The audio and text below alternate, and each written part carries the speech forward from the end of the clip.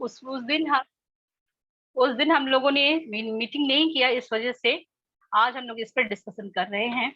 और वो होली का पर्व भी था हमारे यहाँ, इसलिए सभी लोग बिजी थे।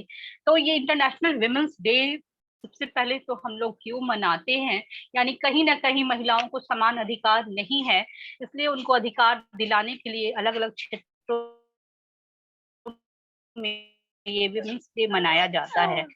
उसके बाद है कि on this day a big fat celebration by world urban women, और ये सेलिब्रेशन किसके द्वारा किया गया है, ये जनरली अर्बन वुमेन ही इसको सेलिब्रेट अभी भी कर पा रही हैं। अगर हम देखें तो बहुत सी महिलाएं अभी भी हैं जिनको ये वुमेन्स डे की जानकारी तक नहीं है, और उनके पास सेलिब्रेट करने को भी कुछ नहीं है कि वो उस पर क्या सेलिब्रेट करेंगी। हम लोग उस पर भी चर्चा करेंगे।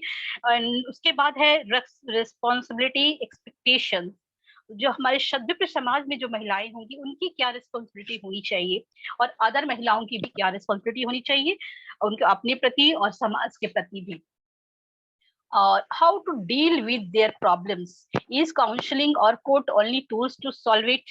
अगर अगर ये क्वेश्चन मुझसे किया जाए तो मैं तो हम एक छोटा सा एग्जांपल दे करके मैं बताना चाहूंगी कि हमारे पास कितने सारे कानून हैं महिलाओं के लिए। क्या वो कानून अगर सफिशिएंट होते तो अब तक तो ये प्रॉब्लम बिल्कुल सॉर्ट आउट हो चुका होता।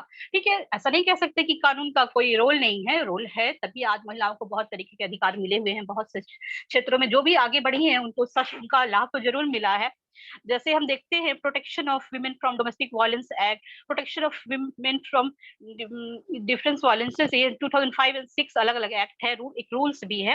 हिंदू विडोज रीमैरिज एक्ट 1856 है, और फिर 1983 में इसको रिपील करके फिर दूसरा बनाया गया है। उसके बाद और फिर है Hindu women's right to property act है 1937, medical termination of pregnancy act 1971, pre conception and pre natal diagnostic techniques, इसमें जो फीमेल फर्टिलाइज हो रहे थे उसके लिए बनाया गया है। कुछ हद तक इसका लाभ मिला है, लेकिन बस मैं सिर्फ इन चीजों को इसलिए यहाँ डील कर रही हूँ कि क्या कानून क्या पर्याप्त हैं, ये भी हमारा एक क्वेश्चन है। और चूंकि ये मेरा क्षेत्र है तो मैं उस पर थोड़ा सा प्रकाश डालूंगी, उसके बाद मैं अपने अपने स्पीकर्स को इनवाइट करूंगी, और मैं वेट कर रही हूँ कि तब तक हमारे पास सफिशिएंट नंबर्स ऑफ स्पीकर भी हो जाए, किसी का कोई पॉइंट मिस नहीं करे। उसके बाद है national commission for women act 1990, maternity benefit act 1961, Muslim women protection of rights on divorce act 1986, Muslim women protection of rights on marriage act 2019, dissolution of Muslim marriage act 1939, family courts act 1984, dowry provision act 1961, immoral traffic prevention act 1956, indecent representation of women provision act 1986, commission of Shati prevention act 1987, sexual harassment of women at workplace prevention provision and redressal act 2013, sexual harassment of women at workplace prevention provision and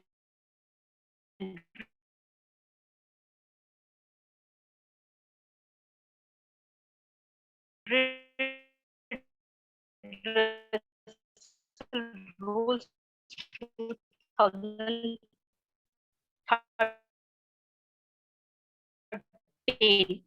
and other related rights, divorce act, code जो भी है, हर एक क्षेत्र में कानूनों की कोई कमी नहीं है। लेकिन क्या इतने आसान है इन कानूनों का इम्प्लीमेंटेशन? मैंने एक फोटोग्राफ डाला था बीजेपी ग्रुप में, अगर कोई दीदी उसको देखी होंगी तो एक महिला बैठी हुई है, एनसीईआरटी के बुक में वो इंक्लूडेड है, कि उनकी बेटी के साथ जो गलत हुआ था उसके लिए न्याय को जब लड़ते लड़ते सुप्रीम कोर्ट तक पहुंचती है तो फाइलों की कितनी लंबी लिस्ट हो जाती है, कितना एक हिप जैसे गार्बेज होता है उस तरीके का वो हो गया।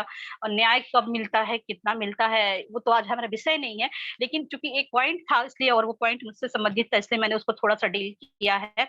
तो मेरे हिसाब से ठीक है, जो लोग जागरूक हैं वो तो थोड़ी समझते हैं, लेकिन सिर्फ कानूनी प्रोविजंस जो होते हैं वो पर्याप्त नहीं है, they are not alone sufficient.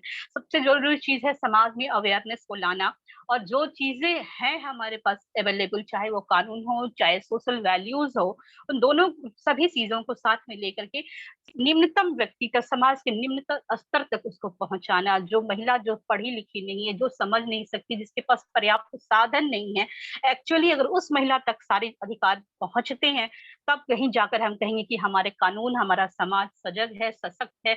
और महिला दिवस जो हम मना रहे हैं वो है।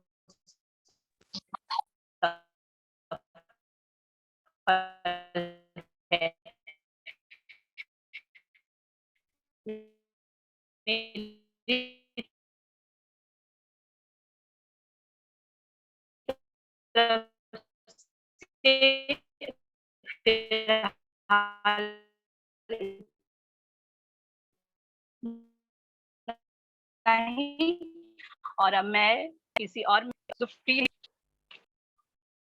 आनंद प्रभा दीदी, आर यू देयर? आनंद प्रभा दीदी, क्या आप वहाँ हैं? मधुश्री दीदी, आई विल जी रिक्वेस्ट। दीदी नमस्कार। नमस्कार दीदी, अगर आप प्रेजेंट हैं और हमारे टॉपिक पे कुछ अपनी राय रखना चाहें तो आपका बहुत बहुत स्वागत है। दीदी आपने तो सारे पॉइंट्स को इतने अच्छे से रखा, साथ साथ आप जो कानूनी पहलू लेकर के आई, ये तो बहुत ही मतलब आज के चित्र को प्रदर्शित करता है कि देखिए किस तरह से हमारे समाज में और महिलाओं का शोषण आज रुका नहीं है।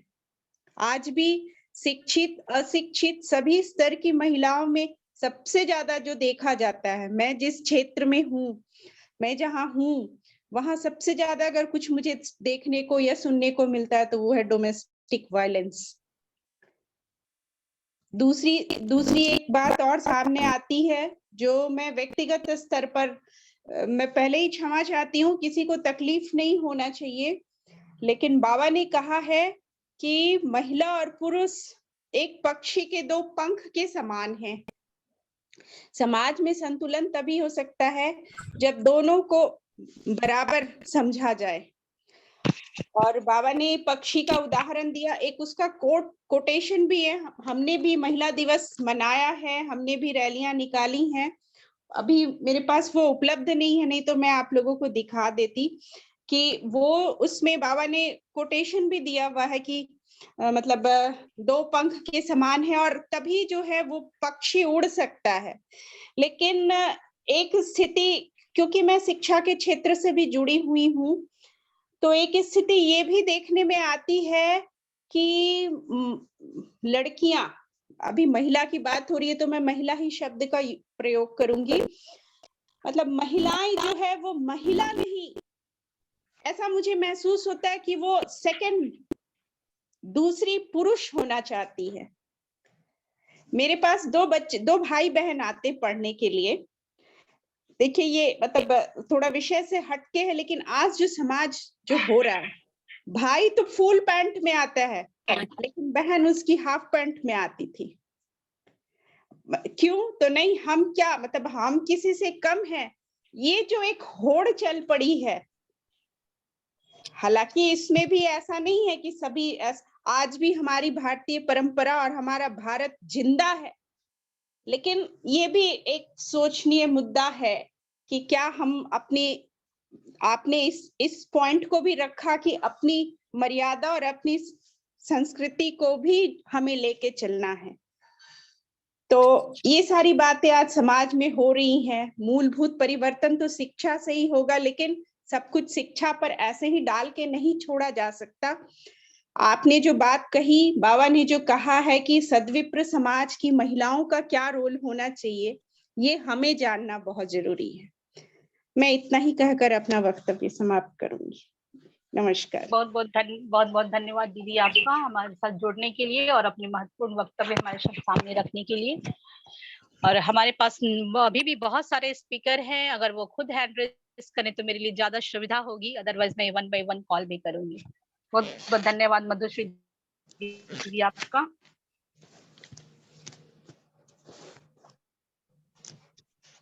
जी दीदी धन्यवाद, नमस्कार।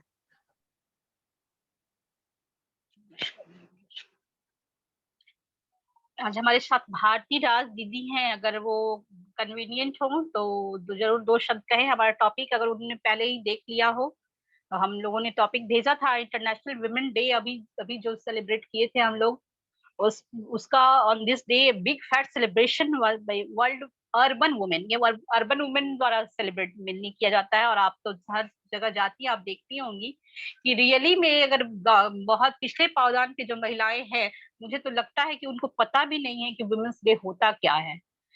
अगर उनके पास, जिसके पास मिनिमम रिक्वायरमेंट्स ही नहीं पूरे नहीं हो रहे हैं, वो वुमेन डे सेलिब्रेट क्या करेंगी। ये हम लोगों ने इस पर चर्चा की थी अभी। और मैंने बहुत से कानूनों का जिक्र किया कि हमारे पास already sufficient act, rules, provisions, constitution से लेकर के छोटे छोटे एक्ट और रूल्स तक है। मैंने बहुतों का नाम भी गिनाया कि वो तो कहीं से भी मुझे सफिशिएंट नहीं लगते कि उसके माध्यम से लोगों को पूरा न्याय मिल पाएगा। ये जरूर है कि कानून का एक डर जब समाज में होता है तो लोग अच्छे बिहेव करते हैं, जो खुद से अवेयर लोग हैं। अदरवाइज जो उसको समझते नहीं है उन तक वो बातें बेकार हैं, बेमानी है, ऐसा मेरा समझ है। आप इस पर क्या कहना चाहेंगी दीदी? भारती राज दीदी नमस्कार क्या? सभी दादी और दीदियों को। नमस्कार दीदी, आपका बहुत बहुत स्वागत है। थैंक यू दीदी।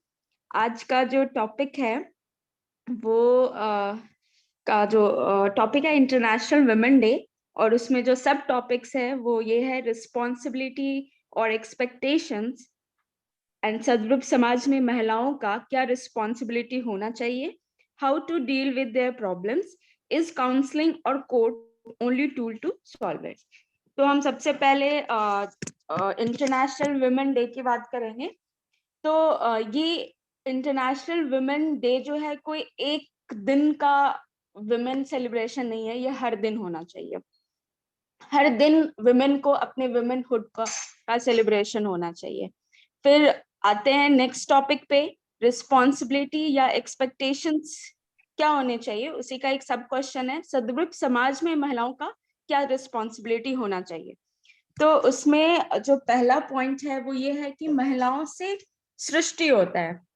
तो महिला जो है अगर वो नहीं रहेंगी तो सृष्टि नहीं होगा। दूसरा पॉइंट है कि ह्यूमन को ह्यूमेन बनाने के लिए महिलाओं की जिम्मेदारी है। क्योंकि ह्यूमन जो आए हैं इस दुनिया में वो महिलाओं के माध्यम से ही आए हैं, और उनको ह्यूमेन जो बनाना है वो महिलाओं की ही जिम्मेदारी होनी चाहिए। क्योंकि भगवान ने महिलाओं को ही जननी बनाया है, तो उनकी जिम्मेदारी है कि वो एक अच्छी जननी बने। सिर्फ जन्म देना ही नहीं, उसका परवरिश भी अच्छा होना चाहिए। सिर्फ इंसान रूपी शरीर पैदा करना महिलाओं की जिम्मेदारी नहीं है, उसमें इंसानियत डालना भी महिलाओं की जिम्मेदारी है। नेक्स्ट पॉइंट पे आते हैं कि महिलाओं का जो पहला जॉब है वो जो होना चाहिए वो होना चाहिए मैटरनिटी जॉब। जब महिलाओं को हम माँ के नाम से भी संबोधन करते हैं, बाबा भी महिलाओं को कई बार माँ से संबोधन करते थे, तो उनका जो पहला रोल होता है वो एक माँ का होता है। तो जरूरी नहीं है कि माँ मतलब आप बच्चे को जन्म ही दे रहे हैं। एक बेस्ट एग्जाम्पल मदर टेरेसा का है। वो किसी बच्चे को जन्म नहीं दी थी, बट वो सबकी मदर टेरेसा थी। मतलब वो ममता होना चाहिए। अगर हम उन माओं की बात करें जिन्होंने बच्चे को जन्म दिया है, तो उसके लिए एक रूल ये हो सकता है कि अगर हम उनके मैटरनिटी जॉब को प्रायोरिटाइज करें तो एक बच्चे पे मिनिमम 10 साल का इन्वेस्टमेंट होना चाहिए। मतलब उनकी 10 साल की रिस्पॉन्सिबिलिटी है कि बच्चा जब जन्म ले तो 10 साल तक उसका परवरिश होना चाहिए, और उस बच्चे में ऑलराउंडर क्वालिटी होना चाहिए, या हम कहें सद्वृत क्वालिटी होना चाहिए। क्वालिटी डालने का जिम्मेदारी उन माओं को होना चाहिए। सद्वृत का मतलब होता है कि उसमें 4 क्लास का कैरेक्टर होना चाहिए। जैसे कि उसमें झाड़ू लगाने से लेके शस्त्र का नॉलेज होने के साथ साथ, शास्त्र का नॉलेज होने के साथ साथ, लेन देन जो बिजनेस है उसका भी उसको ज्ञान होना चाहिए। क्लीनिंग से लेके, रीजनिंग नॉलेज से लेके, मार्शल आर्ट से लेके, बिजनेस फॉर लाइवलीहुड, ये सारे कैरेक्टर्स उसमें होने चाहिए। तो ये ये बहुत बेसिक रिस्पॉन्सिबिलिटी है महिलाओं का, स्पेशली जब हम सदृढ़ समाज की कल्पना करते हैं, तो उसमें बहुत जरूरी है कि ये जिम्मेदारी महिलाएं अवश्य निभाएं, नहीं तो फिर वो सदृढ़ समाज का कल्पना ही नहीं कर पाएंगे और वो आ नहीं पाएगा। नेक्स्ट पॉइंट है कि जो डेजिग्नेशंस होते हैं, चाहे वो लेजिस्लेचर में हो या एग्जीक्यूटिव में हो या जुडिशरी में हो, चूंकि जो हमारा पॉपुलेशन है उसमें 50% जो पॉपुलेशन वो फीमेल है, तो जाहिर सी बात है कि 50% जो प्रॉब्लम्स होंगे वो विमेन ओरिएंटेड होगा। तो 50% प्रॉब्लम का सोल्यूशन भी जाहिर सी बात है कि वो विमेन ही दे पाएंगे, क्योंकि विमेन का प्रॉब्लम ज्यादा बेहतर समझ सकती है, तो उनके अंदर नेचुरली उसका सोल्यूशन ज्यादा आएगा compare to male. I am not telling कि मेल का नहीं हो सकता है, बट नेचुरली। अब आते हैं जो हम लोग इंटरनेशनल वुमेन डे में कहते हैं कि उनको वुमेन एम्पावरमेंट होना चाहिए। तो रियल वुमेन एम्पावरमेंट क्या है? सिर्फ सिर्फ रिजर्वेशन दे देना या फ्री बस पासेस कर देना या कोई इवेंट करके उनके लिए कुछ पोएम्स या कुछ सॉन्ग्स गा देना, that is not real women empowerment. Real women empowerment होता है जब उनकी भागीदारी डिसीजन मेकिंग में हो, कहीं पे भी, चाहे वो घर हो, बाहर हो, लेजिस्लेचर हो, एग्जीक्यूटिव हो, जुडिशरी हो, हर प्लेटफॉर्म पे उनका डिसीजन इक्वली होना चाहिए, स्पेशली उन सारे जगह जहां पे विमेन का इशू होता है। तो अगर हम लेजिस्लेचर साइड में आए, तो अगर एक एमपी या एमएलए मेल है तो एक फीमेल भी होनी चाहिए उसी रेशियो में। अगर 100 एमएलए मेल है तो 100 एमएलए विमेन भी होनी चाहिए, सिमिलरली एमपी और नॉट। अगर हम एग्जीक्यूटिव में जाते हैं, तो अगर एक मेल डीएम है तो एक फीमेल डीएम भी होनी चाहिए, एक अगर मेल एसपी है तो एक फीमेल एसपी भी होनी चाहिए, क्योंकि आपको जिन जनता से डील करना है उसमें 50% जो जनता है वो पब्लिक है, वो फीमेल है। और पास्ट में भी हम एग्जाम्पल देखते थे कि अगर राजा होते थे, एक रानी भी होती थी। राजा मेल का प्रॉब्लम देखता था और सॉल्व करता था, और रानी जो होती थी वो फीमेल का प्रॉब्लम सॉल्व करती थी, क्योंकि ये नेचुरल है कि एक महिला का प्रॉब्लम एक महिला बेहतर समझ पाती है, कंफर्टेबली वो एक दूसरे को एक्सप्रेस कर पाती है और सोल्यूशन दे पाती है।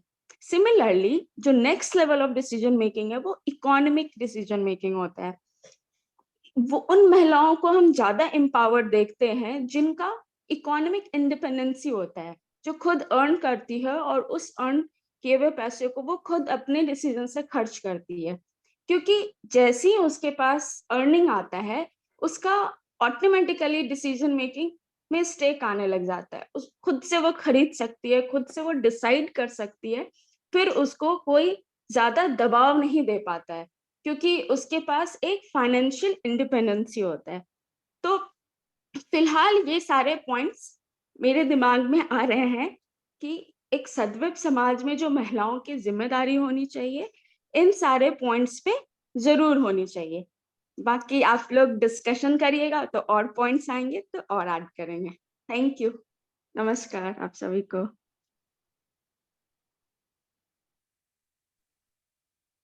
भी और बहुत बहुत धन्यवाद आपका जुड़ने के लिए हमारे साथ। और आपने बहुत महत्वपूर्ण बातें कही। इसमें ये भी है कि एक पुरुष की भी परवरिश बचपन में उसको जन्म देना, उसके बाद उसकी परवरिश करना एक माँ ही करती है, एक स्त्री ही करती है।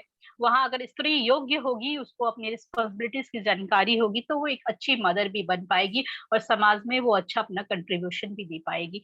अगेन है कि उसके लिए हम हर महिला के लिए अच्छे एजुकेशन वगैरह भी होना चाहिए। हम लोग इसी चर्चा को आगे बढ़ाते हुए, क्योंकि इसी बात को मैं दोबारा रिपीट नहीं करना चाहती हूँ, बहुत अच्छे से हमारी मधुश्री दीदी ने भी कुछ बातें कही थी कि हम लोग डेवलप समाज में अगर बेटियों को बहुत ज्यादा आजादी दे रहे हैं, पढ़ाना लिखाना तो बहुत अच्छी बात है, उसको समाज में बराबर की हिस्सेदारी देना भी अच्छी बात है, लेकिन क्या एडवांसमेंट का मतलब है यही है कि हम बेटे को फुल पैंट में भेजे और बेटियों को हम आजकल शॉर्ट को हॉट पैंट लोग बोलने लगे हैं। तो वहां तो मेरा भी मत थोड़ा सा उनके साथ मिलता है। मधुश्री दीदी जो बोल रही थी वो मैं भी आजकल समाज में ये गौर करती हूँ कि हमें किस क्षेत्र में आगे बढ़ना है, इस पर तो जरूर ध्यान देना होगा हर किसी को। बहुत बहुत धन्यवाद आप लोगों का। मधुश्री दीदी ने भी बहुत अच्छे पॉइंट्स रखे थे और भारती राज दीदी ने भी सारे पॉइंट्स को कवर किया है।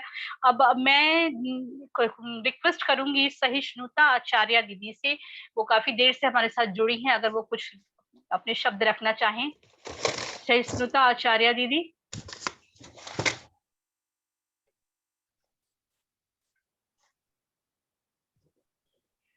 नमस्कार दीदी। हेलो। नमस्कार दीदी, आपका बहुत बहुत स्वागत है। दीदी मैं ज्यादा कुछ तो नहीं बोल पाऊंगी क्योंकि एंड मौके पे दीदी ने मुझे बोला है बोलने के लिए, तो मैं बस दीदी लोग जो बोली बहुत अच्छा बोली। मैं इसमें यही बोलना चाहूंगी कि मतलब जो आज का टॉपिक है कि सर्वत्र समाज में महिलाओं का क्या रिस्पॉन्सिबिलिटी होना चाहिए, ये तो बाबा के अनुसार है मतलब। लेकिन अभी तो पहले हम समाज में आ रहे हैं ना दीदी, तो समाज में पहले हमको महिलाओं को कैसे लेके चलना है। तो पहले हम लोग को थोड़ा छोटे छोटे तौर पे जहाँ हम आस पास में रहते हैं ना, उधर ही महिलाओं को अगर हम मंथली, वीकली ना बोले तो मंथली एक टाइम बैठ करके बातें करें। और शिक्षा सबसे ज्यादा महत्वपूर्ण है।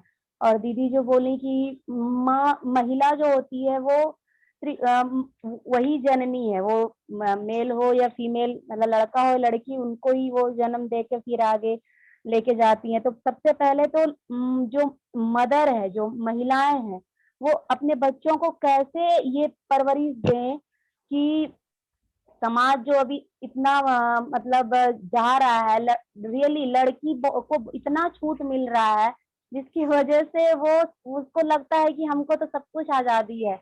लेकिन इससे ना एक तरह से गलत भी हो रहा है जो कि नहीं होना चाहिए।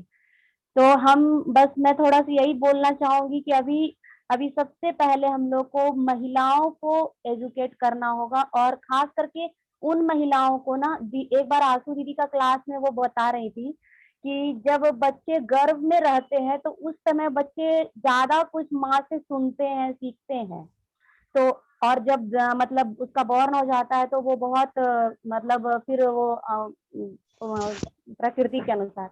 तो मुझे लगता है ना कि जो महिलाएं माँ बनने वाली रहती, उन लोगों को भी कैसे माहौल रखना चाहिए, उसकी मानसिक स्थिति कैसी रहनी चाहिए, ताकि वो जैसा थिंकिंग करेंगी वैसा उसका बच्चा होगा। और बच्चों को एकदम फूल जैसे केयर करके जब करेंगे ना दी, तभी ये नया सर्वत्र समाज बनेगा।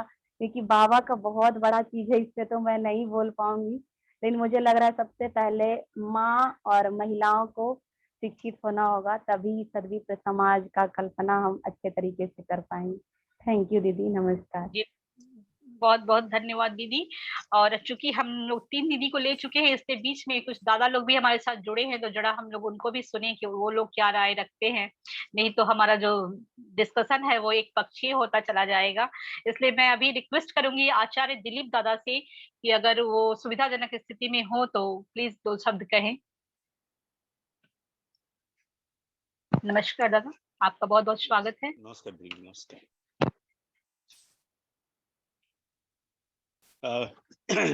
नमस्कार दीदी। पहले वोमेंस डे की आप लोग को बधाई। धन्यवाद। और बहुत अच्छा है कि आप इस टॉपिक को लेकर के डिस्कशन कर रही हैं।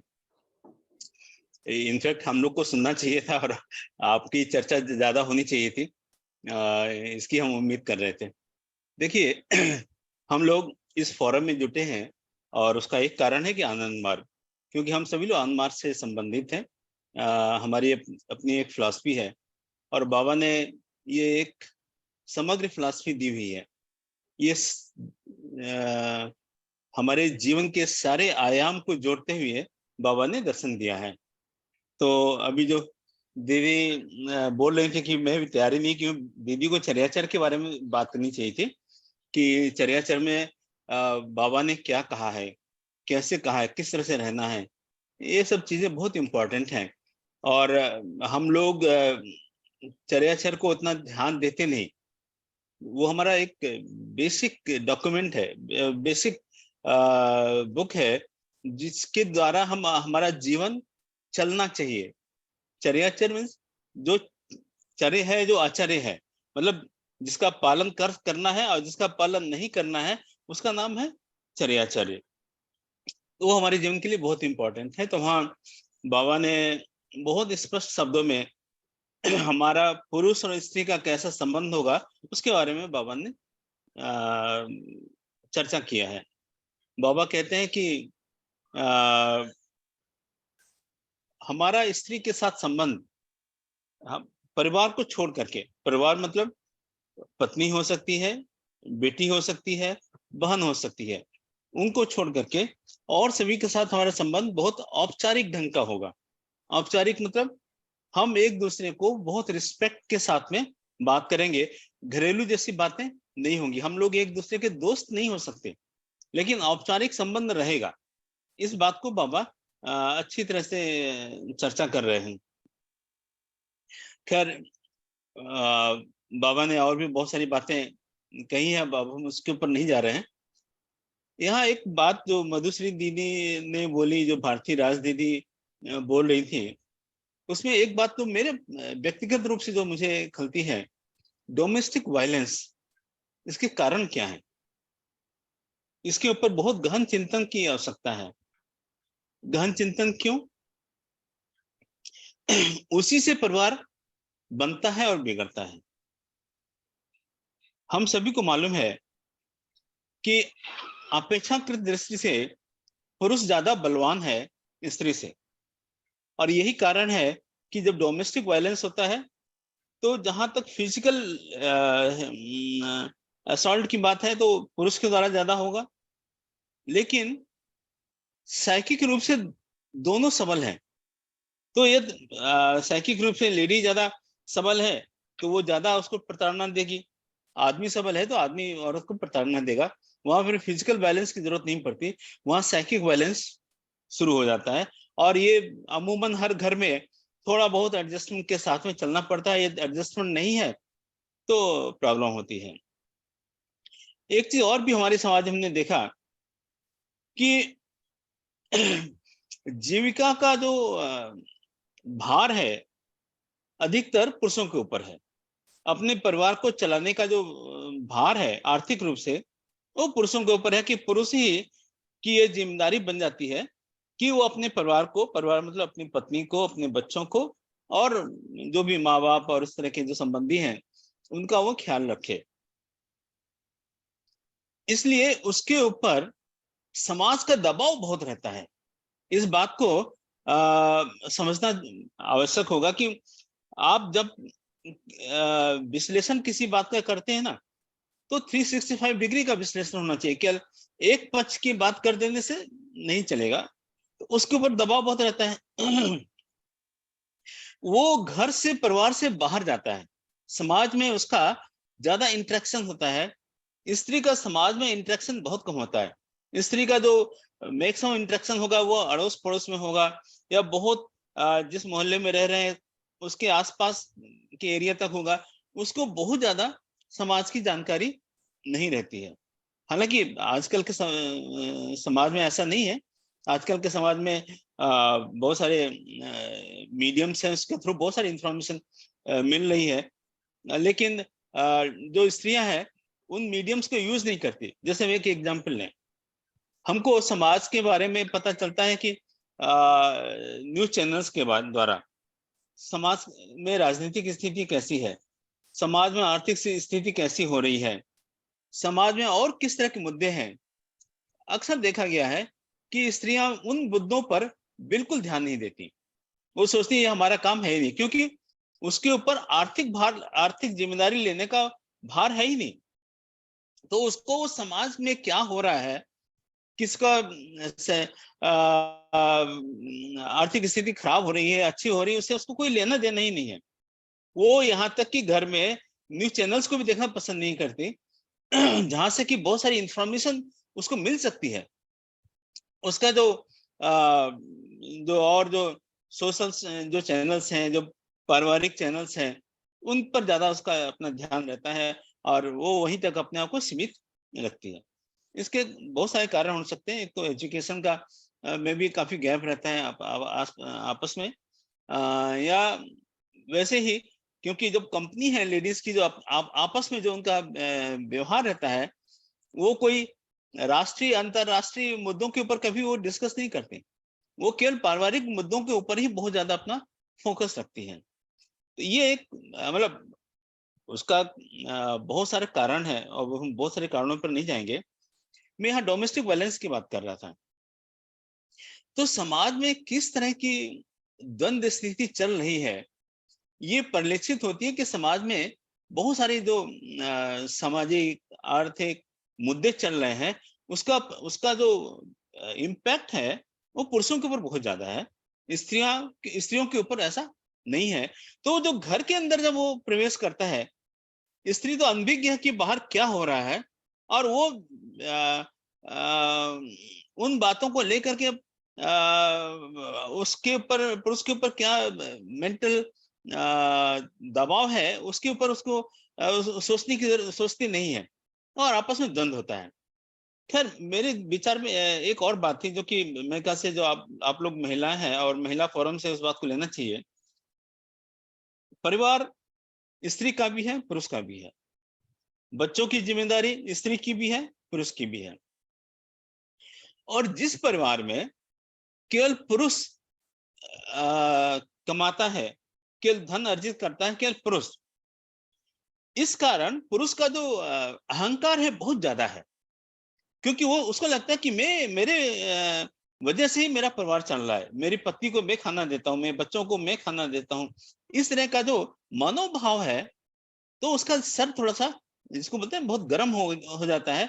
वो बहुत अहंकार में जीता है। अपने परिवार के अंदर की मैं बात कर रहा हूँ, बाहर कैसा है वो एक अलग बात होगी। परिवार के अंदर तो उसको अपना एक अलग रुतबा चाहता है कि हमारी बहुत लोग रिस्पेक्ट करें, घर में किसी तरह का हमारे साथ में कोई प्रेफरेंशियल ट्रीटमेंट उसको मिले, खाना मिल रहा है तो उसको सबसे पहले खाना मिल जाए, सबसे अच्छा खाना मिल जाए। वो ये नहीं सोचता कि हमारे स्त्री ने खाया कि नहीं खाया, क्यों कम खाना बचा है तो उसको भी कम खाना चाहिए, जिससे कि स्त्री को भी बराबर का खाना मिले। वो उसके बारे में ज्यादा चिंतित नहीं करता। इस अहंकार की भावना के कारण एक और बहुत सारे दोष मनुष्य के अंदर, पुरुष के अंदर खास करके पैदा होते हैं। वो जो दोष है उसमें जैसे कि शराब का पीना और इस तरह की गंदी लत का लग जाना, क्योंकि वो समझ रहा है कि वही सब कमा रहा है, उसी के द्वारा परिवार चल रहा है, तो मैं अपनी मर्जी का काम करूंगा। मैं अपनी मर्जी से जो समाज में और जो कुरीतियां हैं वो उसके अंदर हो जाती है, चाहे वो सिगरेट पीना हो, चाहे गुटखा खाना हो, चाहे बहुत सारी चीजें हैं, क्योंकि वो सोचता है कि हम ये तो हमारा राइट हो गया।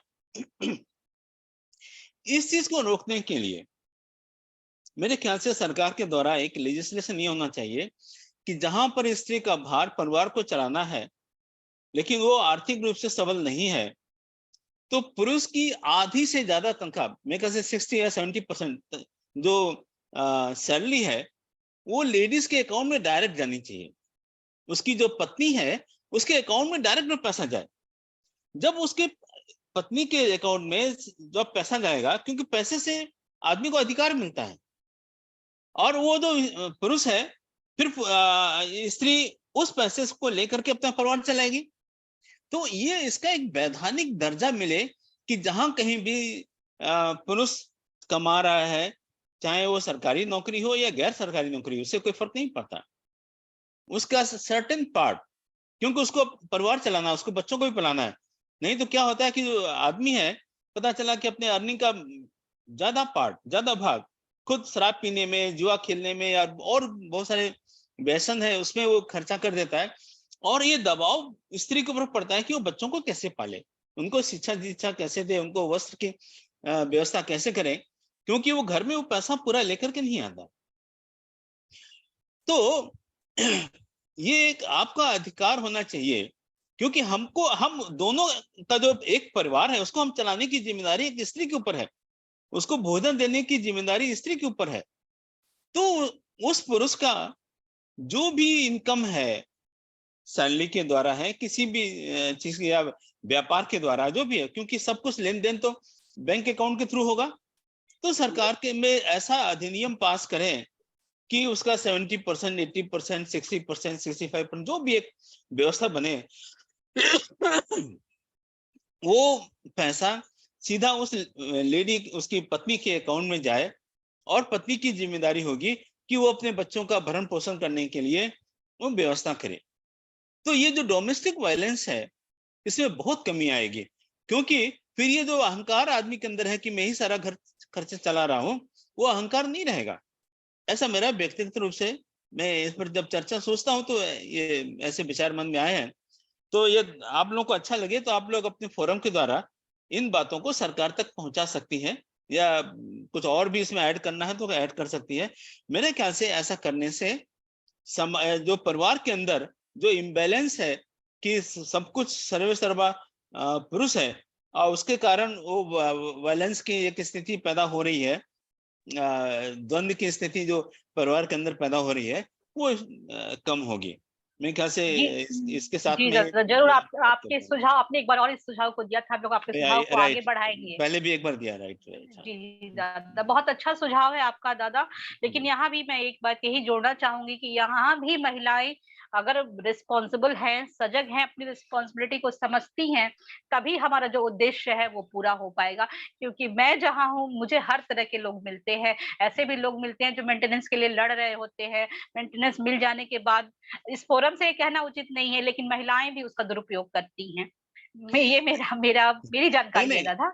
अपवाद तो हर जगह है, जी आप हर तरह के अपवाद तो आपको हर जगह दिखाई पड़ेंगे, लेकिन जो एक साधारण जो परिवार है, अब मेजॉरिटी की बात जब हम करेंगे तब हमको पता चलेगा कि घर के अंदर द्वंद्व क्यों है। वो आय को लेकर के ही है। यदि आर्थिक, जहां पर भी स्त्रियां आर्थिक रूप से थोड़ा सबल हो जाती हैं, वहां पर डोमेस्टिक वायलेंस कम हो जाता है। जी दादा, वायलेंस को कंट्रोल हो जाता है दादा, वायलेंस को कंट्रोल किया जा सकता है दादा। बहुत बहुत धन्यवाद दादा। अभी और दीदी लोग हैं, मैं जरा उनको भी देख लूं। और आपको इसमें लेने का उद्देश्य यही है कि हमारा डिस्कशन एक बैलेंस वे में चले, ऐसा ना हो कि सिर्फ हम लोग अपनी बातों को ही करें और दूसरों की बात नहीं सुने। बहुत बहुत धन्यवाद दादा आपको जुड़ने के लिए, और बहुत महत्वपूर्ण विचार आपने हम लोगों के सामने रखे हैं दादा। बहुत बहुत धन्यवाद। अब स्नेहल आचार्य दीदी को मैं देख रही हूँ, काफी देर से उनका हैंड रेज है। दीदी आप कुछ कहना चाहेंगे? हाँ जी दीदी, यस दीदी, नमस्कार दीदी। नमस्कार दीदी, आपका बहुत बहुत स्वागत है दीदी। तो दीदी यहाँ पर दादा जो बोल रहे थे, जैसे लेडी को वो अपने कंफर्ट जोन में ही रहना चाहती है, लाइक उनको टीवी देखना है, उनको इन चीजों से मतलब नहीं है। इसका कारण ये है वो काफी टाइम से सप्रेस रही हैं, डोमिनेशन बहुत टाइम से हो रहा है, तो अब वो अपने कंफर्ट में चली गई है। उनसे उनको बाहर निकलने में बहुत टाइम लगेगा, और ये हम लोगों को इसमें काम करना पड़ेगा।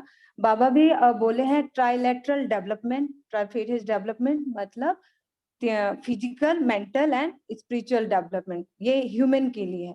ह्यूमन में हम मेल फीमेल दोनों आते हैं, तो फीमेल को भी हमें इन तीनों को मतलब पैरेलल वे में डेवलप करना पड़ेगा। तो ये ट्रेनिंग हम लोग इन सब चीजों के बारे में जान रहे हैं, समझ रहे हैं, तो ये ट्रेनिंग भी हम लोगों को देनी पड़ेगी तीनों स्फेयर में, तो सो दैट वो अपने कंफर्ट जोन से बाहर निकल सकती है। अदरवाइज बाबा जो हम लोगों को मेडिटेशन सिस्टम दिए हैं, कोई अंतर नहीं है, सबको जितना दादा को मिला है दीदियों को उतना मिला है। गृह आचार्य है तो गृह आचार्य भी है वो।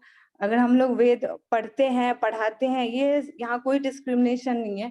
तो हम लोग इन चीजों को समझ रहे हैं, तो हम इन तीनों स्फेयर में उनको ट्रेनिंग दे सकते हैं, इन चीजों पे हम वर्क कर सकते हैं।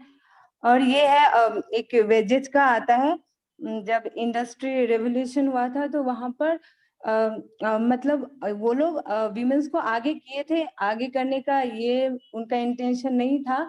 उनका इंटेंशन ये था क्योंकि वो कम वेजेज पे ज्यादा काम करती हैं। अभी भी जो प्राइवेट जो स्कूलों में हम जो फीमेल को लेते हैं, वो ये सोच के नहीं ले रहे हैं हम उनको आगे बढ़ा रहे हैं, उनका ये रहता है हमें मतलब सैलरी के हिसाब से, तो वो उस वे से सोचते हैं।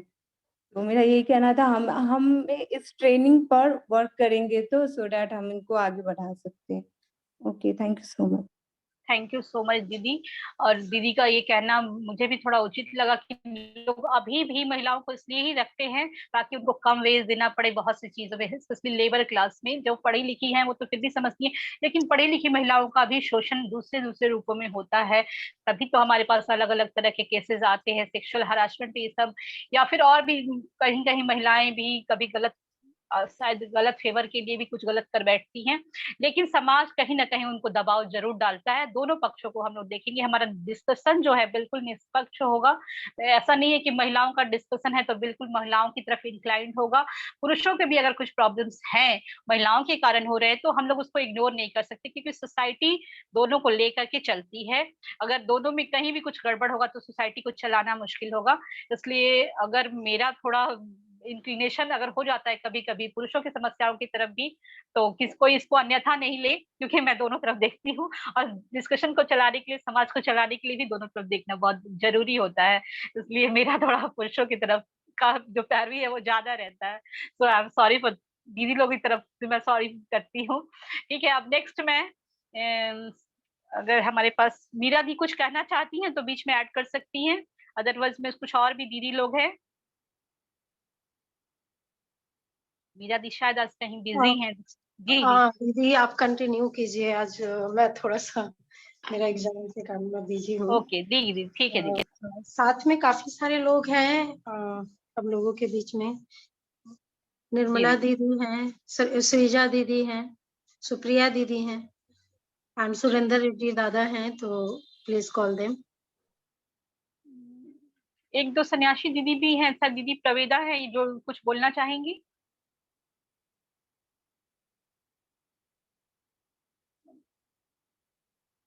सुरेंद्र रेड्डी दादा ने हैंड रेस किया है, मैंने देखा नहीं था, 10 साल दोनों अभी हैंड रेस किया है। ठीक है, सुरेंद्र रेड्डी दादा आपका बहुत बहुत स्वागत है। You are welcome to our forum and now it will be my pleasure to invite you.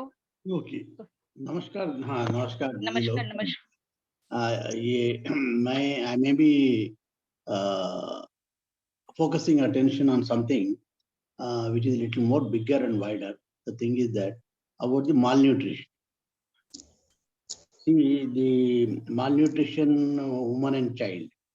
So these are all, malnutrition is a very big issue, especially in what you call rural areas, low income groups, poor groups and all that. So what is the most dangerous aspect of this particular situation is that the malnutrition that takes place between the age 0 to 12 years stunts the growth, stunts the physical growth, stunts the mental growth. So what happens is this, and what makes it much more serious is that if this happens in between the ages between 0 to 12 years, in subsequent what you call life, you cannot reverse it. The effects of the malnutrition, of stunting mental as well as physical, that takes place between 0 to 12 years cannot be reversed at the later time. So I personally feel it is the bounden duty of society to see that woman and child have the health, necessary health, and what you call dignity and all that. And children should be given. Okay, this is one part. You see, you might feel that. What I feel is that there must lot of focus on nutrition angle among the children as well as women. That's a very important part. So that then only you can have a healthy society. Otherwise, you imagine now, if we are told that 50% of the children among the backward classes, scheduled tribes, and low income groups and all that, see, they are suffering from malnutrition. So that means in future, we are going to have a generation which cannot reverse the ill effects of malnutrition at their a young age, or the age of the children between 0 to 12. That's one thing. You might say you are only talking about problems and you are not talking about the solutions. Well, I may be diverting your attention on that in this matter. But I was always hinting at one particular thing. There should be a community kitchen in every village. There, my ambition is that, or rather, my dream is that there are 6 lakh villages in the country. Every village must have a community kitchen, a cooperative community kitchen, so that they can help among the especially children, malnutrition, as well as the old age people and poor people who also suffer from malnutrition. So this is one part of it. So I only, because you're all discussing about the social roles of women and men and all. So there is this is one dimension which is causing on account of our socio-economic backwardness or economic backwardness, basically all over the country. So in what way we can motivate the women in the rural areas to start community kitchens? I think this particular issue I want members in the forum to pay attention and maybe come out with a master or rather a design or a master, a blueprint or kind of stuff for an individual one village, let us say. Then that can be replicated in other villages. So thank you very much for giving me this opportunity. Namaskar, Didi. Hello. दादा ने भी बहुत महत्वपूर्ण बात कही, यानी कि जो महिलाएं हैं और बच्चे हैं उनको पर्याप्त पोषण नहीं मिल पा रहा है। इसके लिए हम लोगों को हर एक गांव में, भारत के हर एक गांव में एक सामूहिक किचन होना चाहिए, जहां पे जो लोग बूढ़े बुजुर्ग हैं जो अपना भोजन नहीं पका पाते, या महिलाएं हैं, छोटे बच्चे हैं, उन लोग जो कुपोषित हैं, जो अपना भरण पोषण स्वयं नहीं कर पा रहे हैं, उन लोगों के लिए एक ऐसे किचन की, एक ऐसे रसोई की व्यवस्था हो जहां पे उनको हम लोग भोजन उपलब्ध करा पाए, और ये जो माल न्यूट्रिशन यानी कि कुपोषण की जो समस्या है उससे हम लोग निपट सके। कुछ हद तक गवर्नमेंट इसमें प्रयास कर रही है, लेकिन अगर हम लोग की तरफ से ऐसा कोई प्रयास हो तो वो बहुत ही अच्छी बात होगी। छोटे तौर पे भी हम लोग इसको जरूर कर सकते हैं अगर सबका सामूहिक प्रयास रहे। तो जहां तक मेरी जानकारी है अन्न की कमी नहीं है, बस उसको मैनेज करने की, मैनेजमेंट की कमी है, क्योंकि जितना अन्न भारत में होता है इतना तो भारत का ये आधे विश्व को खिला सकता है। इसलिए हम लोग अगर इसको मैनेज करें तो ये बहुत अच्छा होगा। बहुत अच्छा सुझाव दादा आपका, बहुत बहुत धन्यवाद आपका। नेक्स्ट हमारे बीच सत्यवती दीदी हैं। सत्यवती दीदी कुछ कहना चाहेंगी?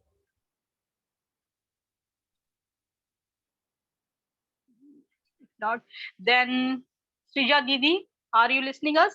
Srija Didi, will you like to share something? Srija Didi, if not, then I. Vinita Didi bhi hai.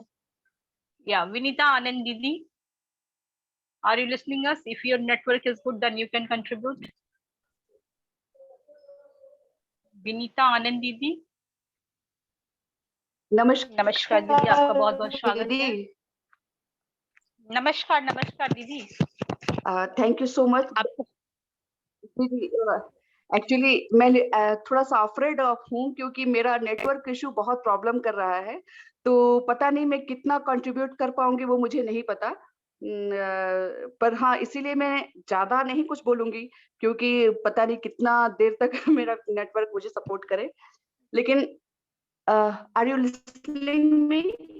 Yeah, your voice is little bit cracking. Yeah, this is the problem.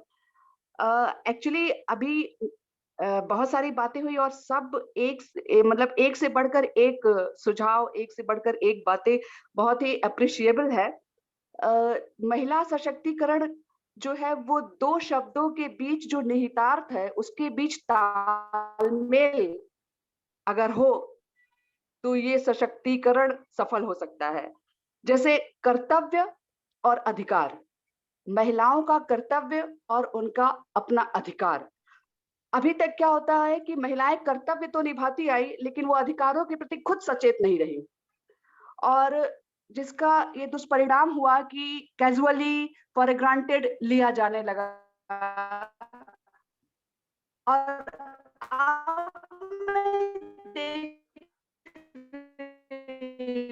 दीदी your voice is cracking.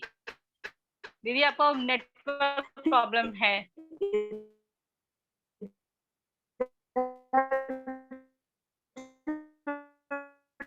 दीदी आपकी आवाज नहीं आ पा रही है, हम लोग आपको नहीं सुन पा रहे हैं।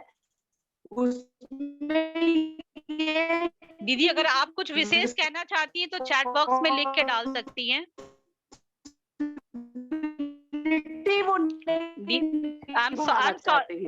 पर उनको सॉरी विनीता दीदी, मैं आपको टाइम नहीं दे पाऊंगी।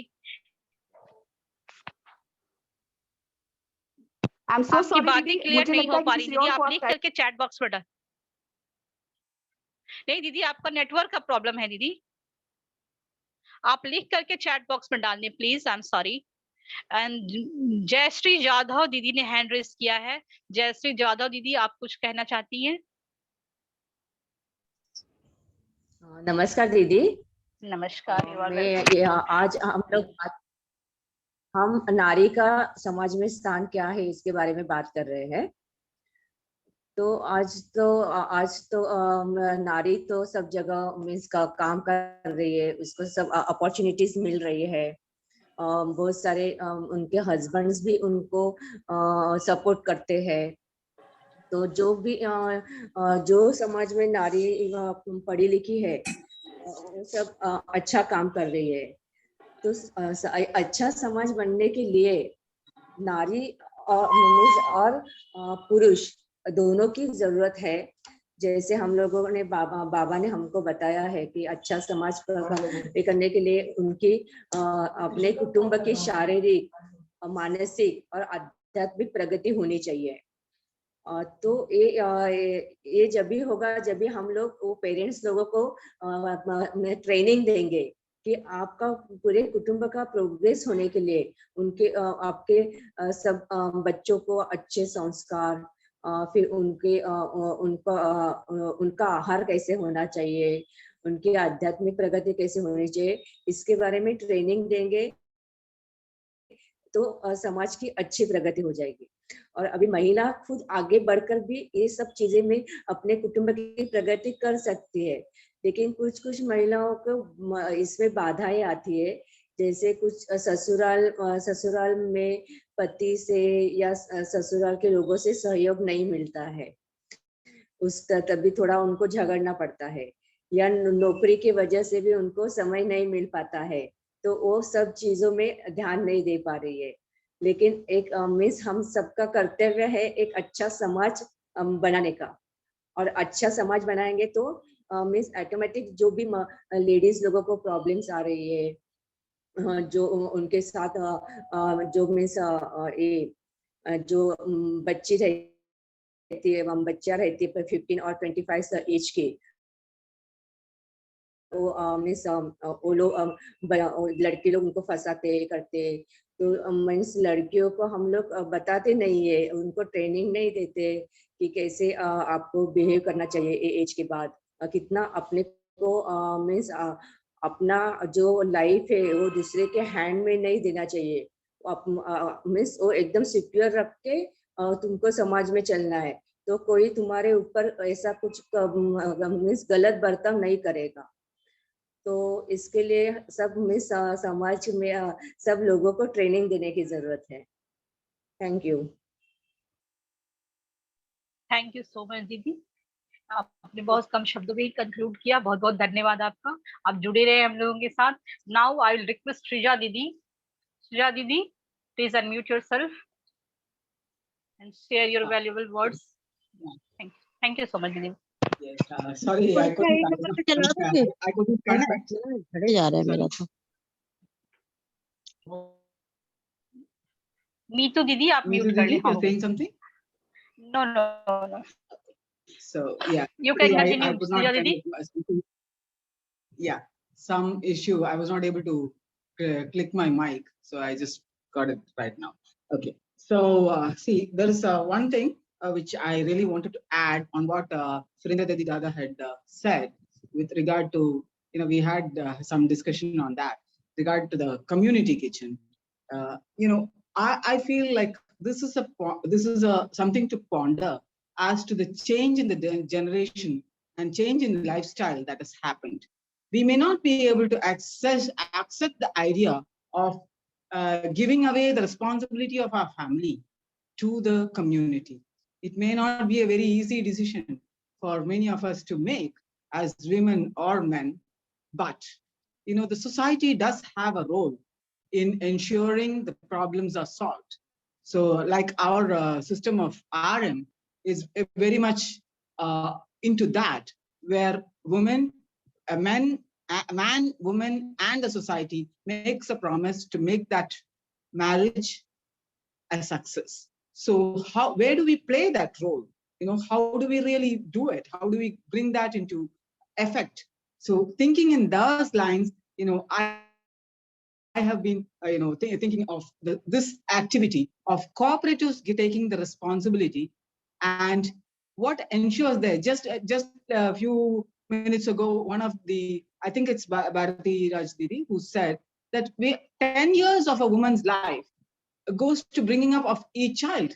Okay, so today we see that because women are advancing intellectually, women are getting educated, and they see that it's becoming a burden because they are not advanced in all the 3 spheres. And why does that happen? Because the responsibility comes entirely on a woman or a man. I'm not saying that man has no responsibility, but on man and woman individually to take the responsibility, which most of the time cannot be handled individually, because it will be like 5 or 6 people in the family. We have to take in consideration the mother and father. Okay, if the only girl child, she has to take care of her mother and father also.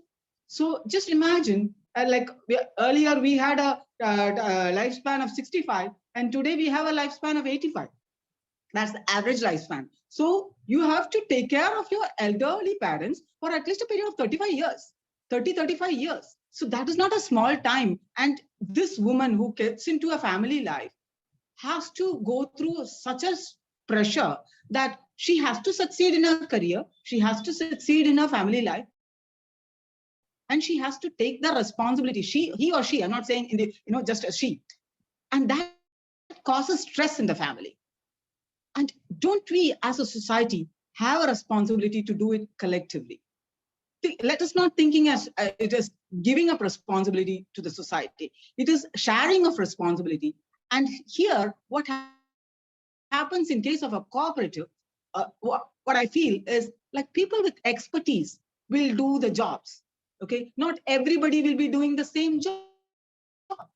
What happens here, like healthcare of a child, today we know, like in Madras High Court, we have a healthcare just next to the Women Lawyers Association. Why? Because we want children of women to be women advocates to be taken care of after their after the school time, while the mother is engaged in the court. So this will be a problem. I just looked at that. I felt like this could be a problem for any woman, right? So are we really addressing that issue? We cannot leave the child. We cannot just leave our jobs and take care of the child for 20 years because we have 2 children. My average lifespan would be like 10 to 15 years lost there. So that what causes the younger generation causes a frustration. Okay, and you can't blame them either, because everybody comes with a certain interest into life. They come with a certain passion, and that has to go on also. And imagine the spiritual progress that really happens. We talk about 2 spheres, physical and mental, but what about the time for sadhana, time for your higher pursuits? So these things seem to get lost after taking on a family. Let us see the reality and try to understand how we could bring the society to play a role in giving a better life, a better lifestyle to the society, to the every member of that community, man or women. And when we say specifically in this aspect, women will certainly stand to get advantage in terms of parity of income, which we have already talked about. There, actually, every shareholder, she's not just a worker there. Okay, so that there's no question of non-parity of income, utilization of resources, because everybody will be doing their passion, their interest, and what they are good at and expertise. In case of healthcare, because in the community kitchen, the health is taken care of, and not only kitchen, I'm talking about every 5 aspects of life. I will not elaborate on the other 3 aspects because that would take much of time. But in case of food and health, it is obvious that when it comes to the experts doing it, it is already there. The information and the expertise comes together and it's done. And the other thing I wanted to say is older generation taken care of.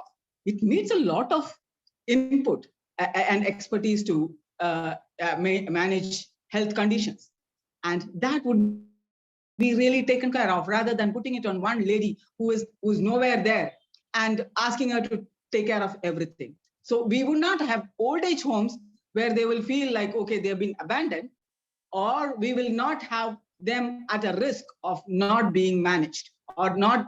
And what happens here, these old people, this older generation is the expert generation, and we will be able to utilize that expertise, where they will not be feeling like, oh, what to do next.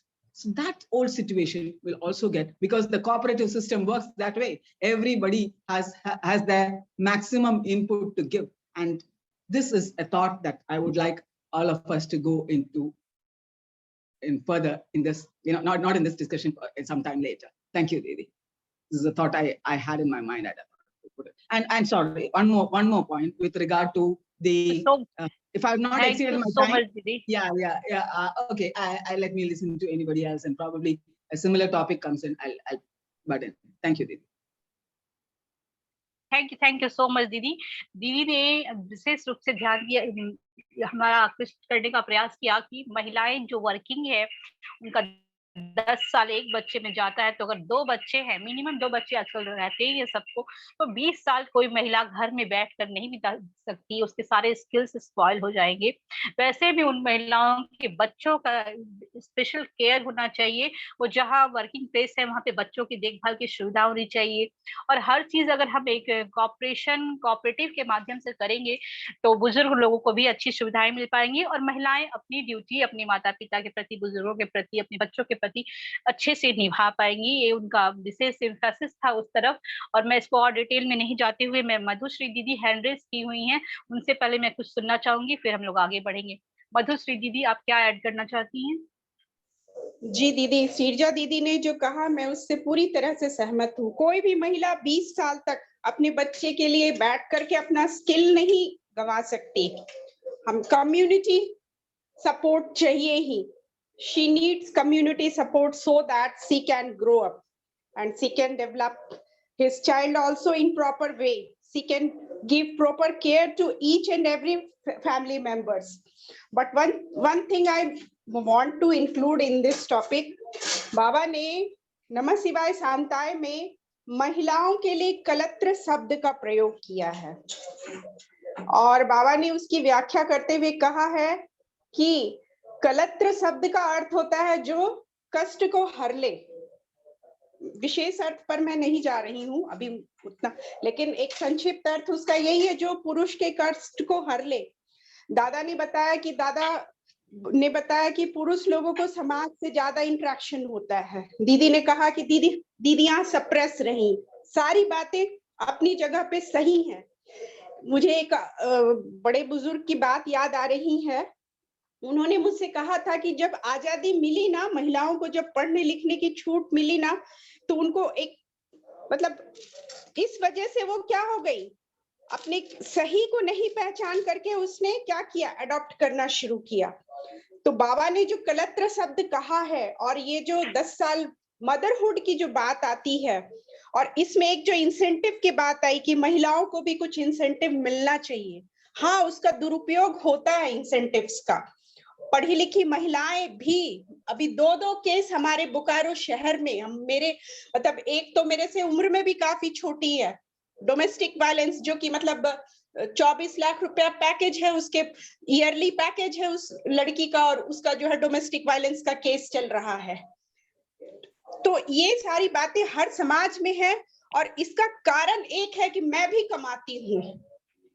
महिलाओं में भी ये बात है और पुरुषों में भी ये बात है। तो दादा ने जो कहा कि एक इंसेंटिव, हाँ, अगर एक इंसेंटिव दिया जाए और उसको ये कहा जाए कि ठीक है, ये इंसेंटिव तुम्हें दिया जा रहा है, तुम इससे अपना मेंटेनेंस करो, साथ ही साथ तुम अपने स्किल को भी इम्प्रूव करती रहो, और तुम्हारा करियर तुम्हारे परिवार या बच्चों की वजह से डिमोलिश नहीं होगा। अगर ये आश्वासन मिलता है तो मुझे लगता है कि महिलाओं का आत्मविश्वास उभर करके और आगे आएगा। जी, मुझे इतना ही कहना है। धन्यवाद, नमस्कार। बहुत बहुत बहुत बहुत धन्यवाद दीदी आपका। और अगर हम लोग कोई भी चीज एक कम्युनिटी को लेकर के करेंगे तो हमारे को एक बहुत बुजुर्ग आचार्य ने हमसे कहा था कि बाबा ने ऐसा कहा है कि जहाँ बुजुर्ग लोग रहते हैं, जैसे हम लोग जिसको ओल्ड एज होम कहते हैं, उसको ओल्ड एज होम ना कह के कुछ और जो भी कहा जाए, जहाँ बुजुर्गों को एक साथ रख रहे हैं, वहां अगर छोटे छोटे बच्चे होंगे तो बुजुर्ग लोगों को अकेलापन भी नहीं होगा और बच्चे वहां अपने आप संस्कार ग्रहण करेंगे और ये जो बीच का जनरेशन है इस पे लोड कम हो जाए।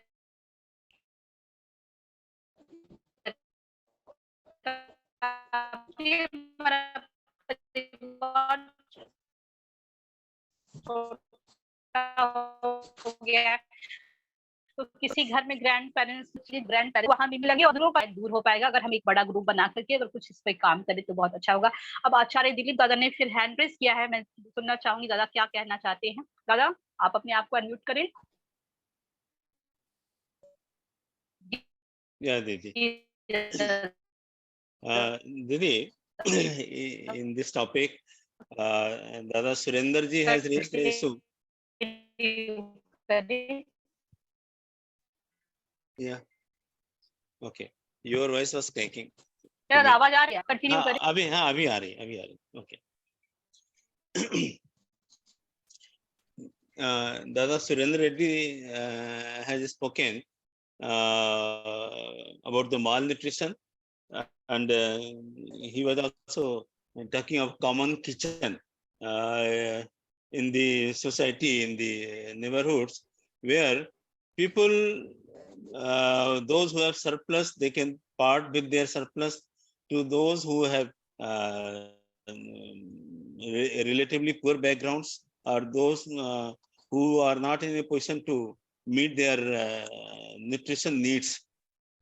So that was his point, and it's a very good thing that if we have such common kitchen kind of things, probably I know in Punjab villages they have a saja chulha kind of things because they make chapati from tandoor, and tandoor remains common among the many family members or in the common for the villagers, those who are living there, something like that. So they have this system in Punjab, Sanja Chula, that is a word which is used.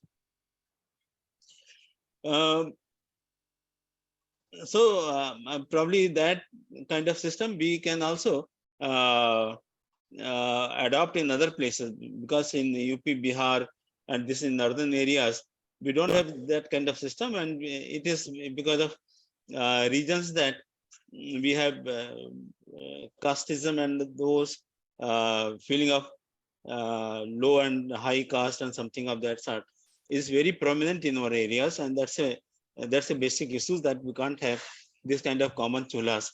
But the common chulas is the solution to this kind of problem. Second thing, when we talk of ladies' problem, you know, the ladies and their proficiency and they are not in a better position to contribute to the society in general, because they are much engaged with their children and family members. One thing we can do that comes into my mind, the ladies are maximum busy in making preparation for cooking and after cooking, like washing of dishes and again making preparations for the next day or next time. Maybe when they have done for the breakfast, they are busy for the lunch. When finish the lunch, then they are busy for the dinner, and that takes up a lot of time. We must discuss this kitchen issues in particular, because the maximum time goes in this kind of activities. How this can be simplified? Suppose we have the habit of eating only garam chapatis or fulke. It should be hot while it is being served. And to make a chapati, there is a process that वो आटा को गूंथना पड़ेगा, उसको एक रखना पड़ेगा, उसको बेलना पड़ेगा, उसको ये करना पड़ेगा. Then step comes that तवा में गरम करके उसको फुलाना पड़ेगा. ये जो प्रोसेस है, इस प्रोसेस को ऑटोमेशन कितना ज्यादा कर दिया जाए लेडीज के पास में समय ज्यादा हो जाएगा। जैसे ये सब्जियां पैक होकर के आए जो कि पहले से इंडस्ट्रियली वो काफी हाइजीनिकली पैक्ड हो गए हैं, उसका कट कर दिया है, सब कुछ कर दिया, तो लेडीज के पास में बहुत टाइम बचेगा कि वो घर में आकर के फिर वो सब्जी को काटना, उसको छीलना, उसको धोना, इसके लिए बहुत समय चाहिए होता है, परिवार के लिए फिर खाना बनाना। तो हालांकि प्री कुक्ड फूड बहुत सारे मिलते हैं जो घर में आके गर्म करके आप खा सकते हैं, तो उसका चलन बहुत ज्यादा नहीं है, या वो स्वाद के अनुसार वो अपने आप को नहीं ढाल पा रहे हैं। इन चीजों के ऊपर विशेष ध्यान दिया जाए तो लेडीज की बहुत सारी जो समय की प्रॉब्लम है वो सॉल्व हो सकती है। मैं एक एग्जांपल देता हूँ। ये जो मैं रोटी बनाने का एक जो सिस्टम बता रहे थे, यदि मान लीजिए मार्केट में रोटी मिले जिसको सेमी कुक्ड कंडीशन मिले, कि आप अपने घर में केवल चूल्हे में उसको फुलाएंगे और वो इस स्थिति में है कि तवे के ऊपर गर्म हो गई है लेकिन फुली नहीं है, और उसको प्रिजर्व करके रखा गया है। आप डेली 6 रोटी 10 रोटी 15 रोटी जो भी आपकी रिक्वायरमेंट है वहां से आई और खाते वक्त केवल उसको केवल गर्म किया और वो फूल गई और आपने खाना शुरू कर दिया। जैसे विदेशों में कोई भी औरत खाना ये रोटी नहीं बनाती, वो ब्रेड बनाते हैं। ब्रेड से ही सारा काम करते हैं, खाना पीना जो भी उनका होता है। उसके लिए उसको उतना टाइम भी नहीं है और अपना टाइम बर्बाद भी नहीं करती हो। तो हमें इस तरह की फूड हैबिट्स को और ये जो हमारा प्रोसेसेस है इसको बहुत रिड्यूस करना पड़ेगा, जिससे कि स्त्री को टाइम मिल सके। यदि वो टाइम उसको मिल गया तो वो जो 2 घंटे प्री कुकिंग और आफ्टर कुकिंग जो उसका जो काम है उसमें बहुत समय जा रहा है, और उसका जो अपना विकास होना चाहिए वो विकास नहीं होता। ये मेरा एक सुझाव था। इसके ऊपर महिलाओं को ज्यादा सोचना चाहिए कि हम कैसे अपने समय को कम करें इन एक्टिविटीज में, जिससे कि वो दूसरे एक्टिविटीज में अपना समय दे पाए। जी दीदी।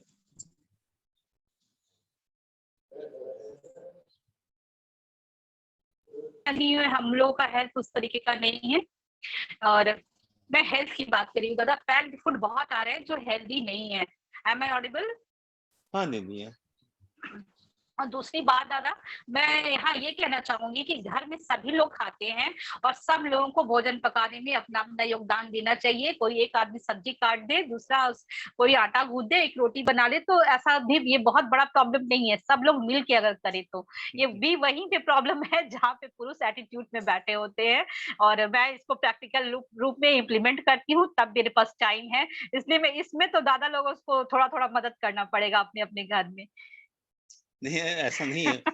मान लीजिए आदमी है वो सुबह 8 बजे निकलता है, रात को 8 बजे के बाद घर आता है, और आप उसको एक्सपेक्ट करेंगे कि वो आकर के घर में खाना बनाए, बहुत मुश्किल होता है। अब घर में स्त्री वो सुबह से शाम तक रहती है। हाँ, आप वो सिचुएशन देखिए ना, आप दोनों वर्किंग है, वहां एक अलग बात होगी, वहां दोनों का एक एडजस्टमेंट है।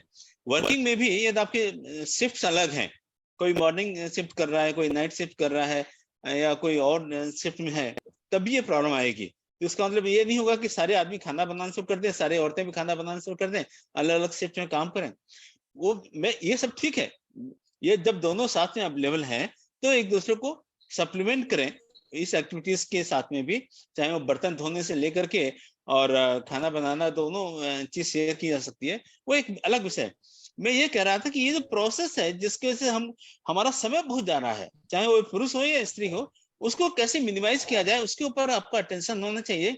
और जो हमारी फूड हैबिट्स हैं या जो हम फूड स्टाइल है उसमें भी धीरे धीरे चेंज आना चाहिए, नहीं तो ये एडजस्टमेंट करना मुश्किल होगा। ये मेरा कहना है। जी दादा, बहुत बहुत धन्यवाद। सहिष्णुता आचार्य दीदी ने हैंड रेज किया है। दीदी आप कुछ कहना चाहती हैं? जी दीदी नमस्कार। इसलिए मैं दादा को भी सुनी, मुझे भी ये लग रहा था महिलाओं के पास टाइम बहुत होते हैं दीदी। जो महिला काम नहीं करती है ना वो घर में यही करती है, सुबह का खाना बना तो दोपहर का बना तो रात का। जैसे एक व्यक्ति को एक मतलब जैसे हम लोग स्टूडेंट है या जैसे जो वर्किंग है उसको फोकस रहता है ना कि अरे काम के बाद किचन के काम के बाद मुझे ऑफिस जाना है या मुझे और कहीं जाना है या कुछ और करना है। तो इसमें ये करना चाहिए ना महिलाओं को दीदी, टारगेट लेना चाहिए कि नहीं मुझे किचन के अलावा भी कुछ काम करना है समाज का। अगर वो घर में बैठे रहती तो वो काम कर सकती है। ऐसा नहीं है कि हम 4-10 रोटी, अभी अभी सब परिवार में सिर्फ पति पत्नी बच्चा, कोई भी कलेक्टिव ज्वाइंट फैमिली में नहीं रहता है, तो 4 रोटी बनाने में। और अभी अभी मेन है शिक्षा का अभाव। मतलब ऐसा दोनों, अगर जब बाबा का देखिए नियम के अनुसार है कि पति को भी पत्नी की मानसिक आध्यात्मिक सबका देखना है, ठीक है ना, तो उसी तरह पत्नी को भी, तो दोनों लोग को मिलके ही काम करना पड़ेगा। जैसा कि आपने भी बोला कि अगर दोनों ड्यूटी पे जा रहे हैं तो दोनों मिलके अगर हाथ बटाएंगे, किसी ने सब्जी काट लिया तो जल्दी बनता है ऐसे काम।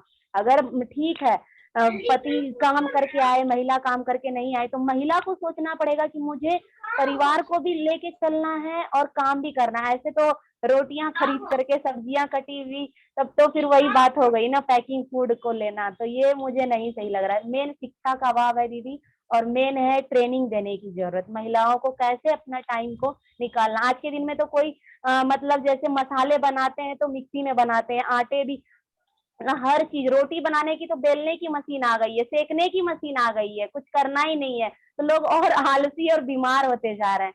ऐसा नहीं करना है दीदी। इंसान को बाबा बोले हैं ना, जब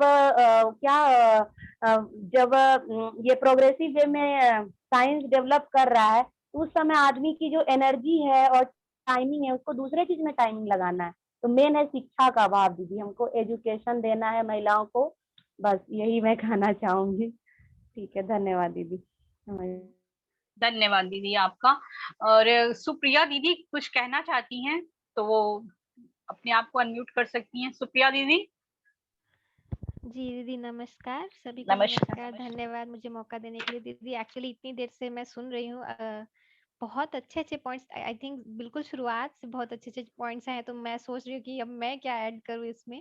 बट मैं कुछ थोड़ा बोलना चाहूंगी कि एक तो मैंने रेड्डी दादाजी का सुना और आचार्य दिलीप दादा का सुना, और मुझे बहुत अच्छा लगा सुनकर कि इन लोगों ने एक्चुअली जो पॉइंट्स हैं जो महिलाओं के कंसर्न किए, जैसे दादा ने माल न्यूट्रिशन के बारे में कहा और दिलीप दादा कुछ सोच रहे हैं कि वो कुछ नई बातें लाना चाह रहे हैं कि किस तरह से महिलाओं की मदद की जाए, तो दैट इज वेरी नाइस।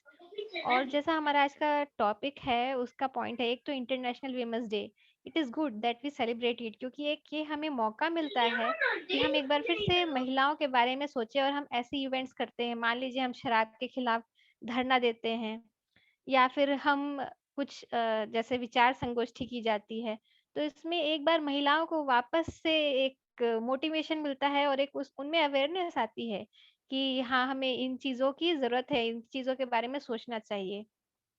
और एजुकेशन ही एक वे है, मैं ये भी कहना चाहती हूँ, जैसे अभी अभी हमारा कुछ दिन पहले टॉपिक था प्राउड स्टेट एजुकेशन की, उस दिन हम बात कर रहे थे सा विद्या या विमुक्तये। तो अगर जब तक के महिलाएं एजुकेटेड नहीं होगी, वो अपने राइट्स को नहीं पहचानेंगी और अपने राइट्स को वापस लेना नहीं जानेंगी, तब तक के कोई सॉल्यूशन नहीं निकलेगा, हम कितना भी वीमेंस डे मनाएं। क्योंकि फैक्ट तो यही है दीदी कि विप्र जो युग आया था तब से महिलाओं के अधिकार उनसे छीने गए, उनका शोषण हुआ है, तो फैक्ट तो यही है। हम कहते हैं कि महिलाएं आज बहुत आगे बढ़ गई है, लेकिन ये सबके लिए सही बात नहीं है। कुछ महिलाएं आगे बढ़ गई हैं तो कुछ महिलाएं आज भी बहुत पीछे हैं, ये भी फैक्ट है।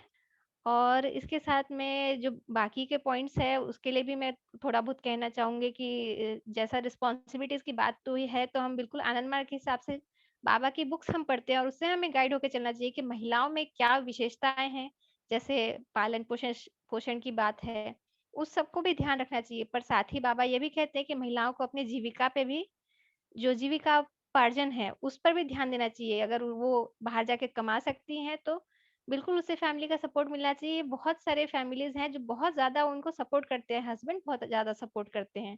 और आज हमारे दादाओं की बात सुन करके भी लग रहा है कि हाँ आनंद मार्ग में भी बहुत अच्छा सपोर्ट सिस्टम है।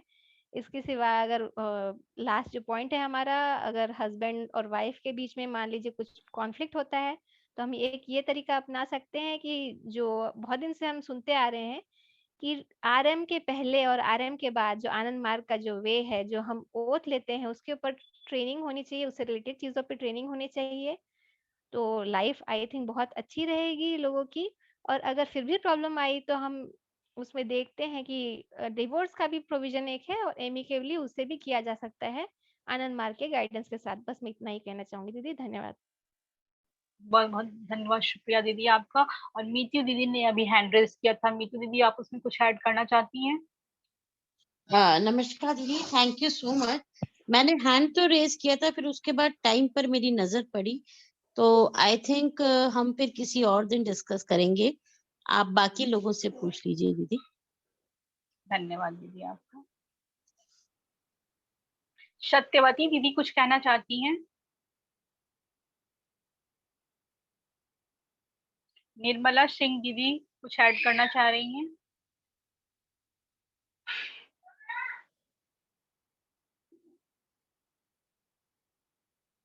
भारती राज दीदी का हैंड रेज दिख रहा है मुझे। भारती राज दीदी, आप अपने आप को अनम्यूट करें। नमस्कार दीदी। नमस्कार। The last part of the question था, how to deal with their problems, is counseling or court only tool to solve it? तो अब चूंकि इतना डिस्कशन हो गया, बहुत अच्छे अच्छे लोगों के पॉइंट्स आए, सोल्यूशन ओरिएंटेड पॉइंट्स आए, तो अब हमारे पास इस सवाल का जवाब है जिसमें कुछ एड ऑन मैं भी करूंगी। तो एक जो पहला आंसर है वो ये है कि no, that is not the only tool. हम लोग रूट्स पे उसका सोल्यूशन ले सकते हैं, सोर्स ऑफ द प्रॉब्लम पे जा सकते हैं।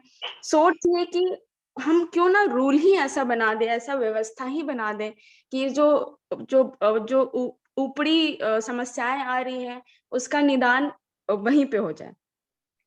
जैसे कि घर में जो समस्याएं आ रही है, खाना कैसे बनेगा जब दोनों वर्किंग हो जा रहे हैं, तो इन सब का जो रूट है वो यही है कि वर्किंग सिस्टम।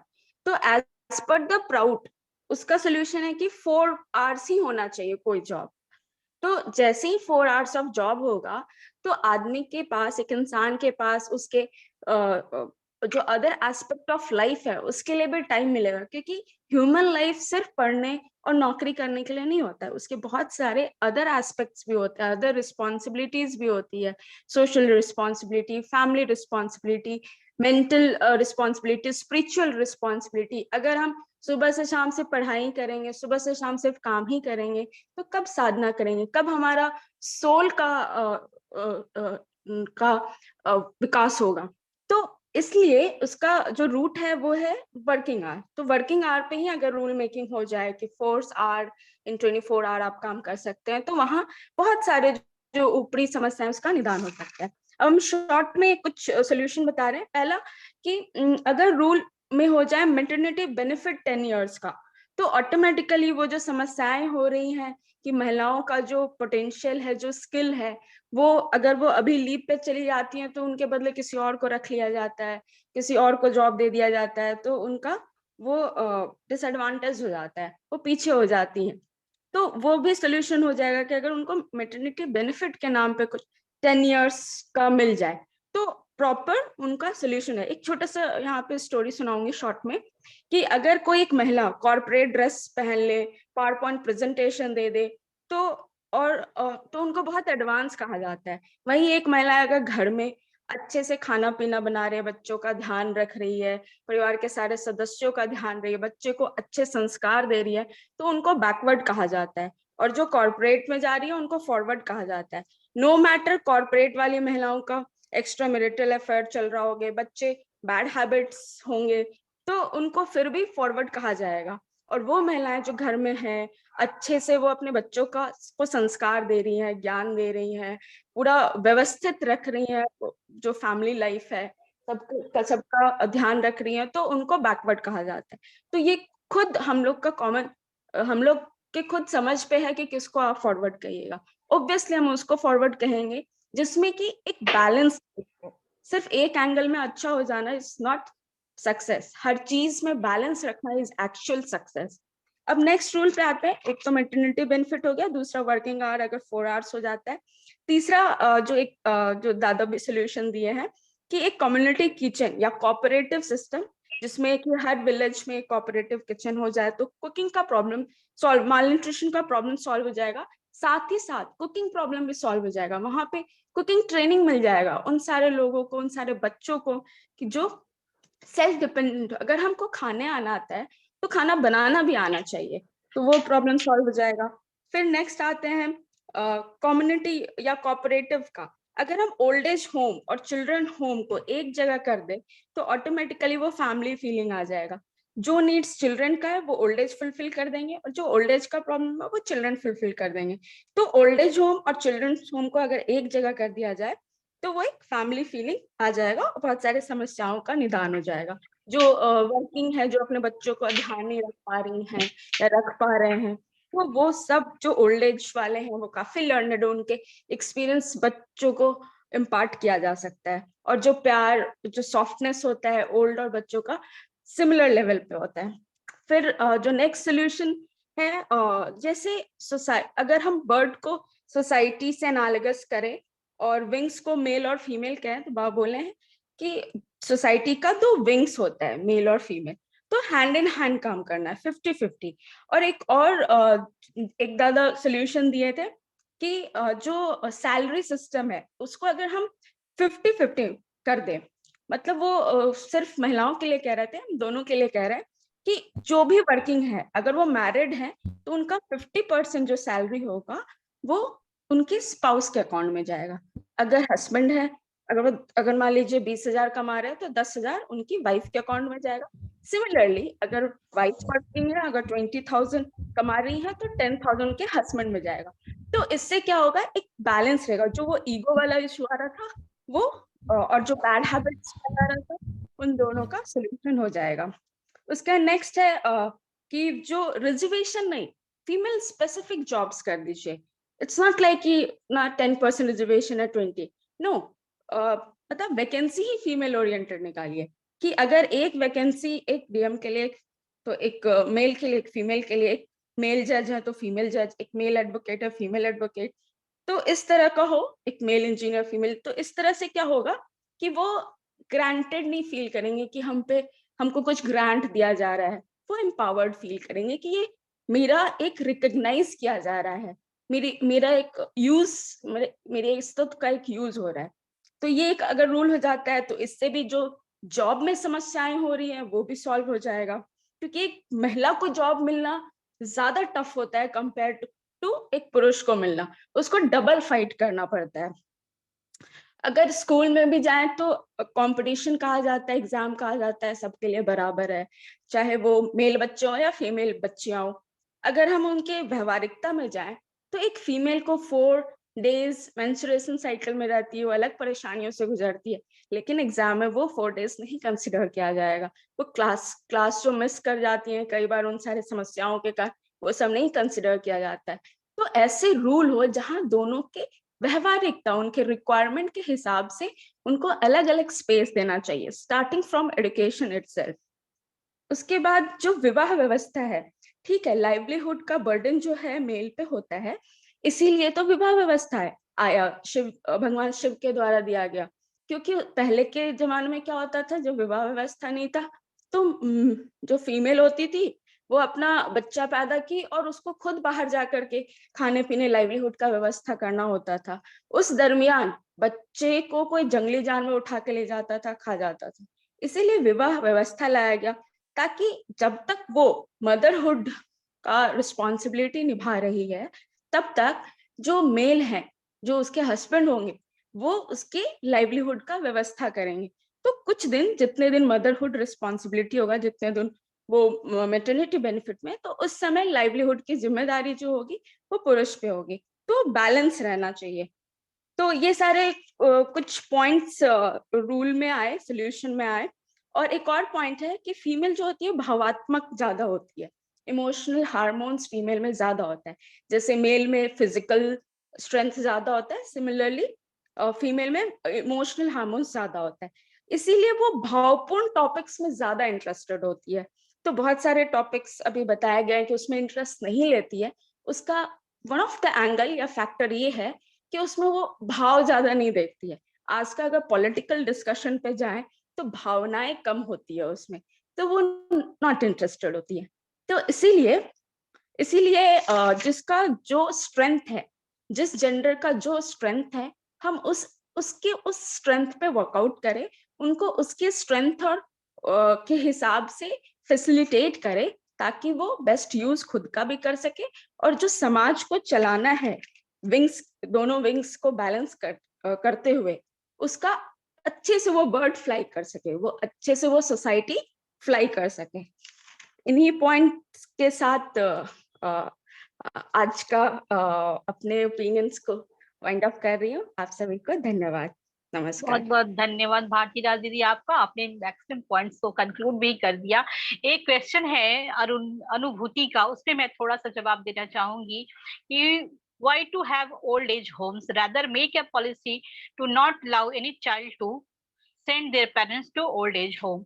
यहाँ पे अनुभूति से मैं कहना चाहूंगी कि ओल्ड एज होम की आवश्यकता फिर भी है। ये ठीक है कि हम लोग नहीं अलाउ करेंगे कि कोई बच्चे जो सक्षम है वो अपने माँ बाप को ओल्ड एज होम भेज दे, लेकिन बहुत बार ऐसा होता है कि बुजुर्ग माँ बाप के ये बच्चे नहीं होते हैं, मतलब ओल्ड एज आते आते किसी के बच्चे नहीं रहे या उनके बच्चे हुए ही नहीं। ओल्ड एज में बहुत सारे ऐसे प्रॉब्लम्स देखने को आए हैं और खुद बाबा ने जब ऐसा सिस्टम बताया है कि ऐसी कुछ आवश्यकता पड़ेगी कुछ कुछ केसेस में, तो या फिर कोई बच्चे हैं जो एबल नहीं है अपने माँ बाप को देख रेख करने में, वो सक्षम नहीं है खुद। बहुत से ऐसे लोग हैं जो शारीरिक रूप से लाचार है, बहुत से ऐसे केसेस, बहुत तरह के प्रॉब्लम्स हैं जिनको हम इग्नोर नहीं कर सकते। एज ए सोसाइटी हमको सबको देखना ही होगा। तो उन केसेस में उन पेरेंट्स को तो आवश्यकता है ही, और अगर हम इसको एक कम्युनिटी के रूप में लेंगे तो ये सबके लिए सॉल्यूशन पार्ट होगा। हमको सब सोसाइटी में एक साथ लेके चलने की बात है, अलग करके किसी को कहीं भेजने की बात नहीं हो रही है। यहाँ केयर की बात हो रही है। ठीक है, बीतू दीदी ने उस सब को चेंज की, बहुत अच्छा शब्द लिखे हैं। It can be old age day care home, they can stay when children are in their offices, ये भी हो सकते हैं। किसी के बच्चे बाहर भी शिफ्ट हो जाते हैं, सेटल हो जाते हैं, या कुछ उनकी परेशानियां हो, कुछ लाचारियां हो, ऐसे केसेस में एज ए सोसाइटी मेंबर हम किसी के भी ओल्ड पेरेंट्स को या ओल्ड पीपल्स को छोड़ तो नहीं सकते, तो उनके रहने की व्यवस्था तो हमें करनी ही होगी। ये मेरा आंसर था। अनुभूति का शायद क्वेश्चन था। तो thank you so much everyone for participating here and you spared 1.5 hour, more than 1.5 hour, so I am obliged to all of you. Thank you so much. नमस्कार।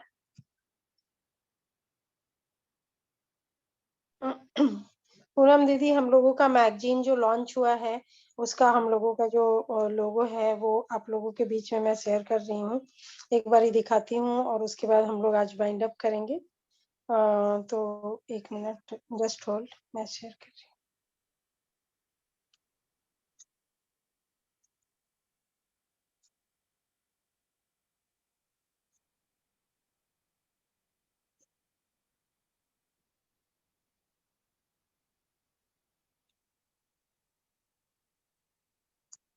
I think it is visible.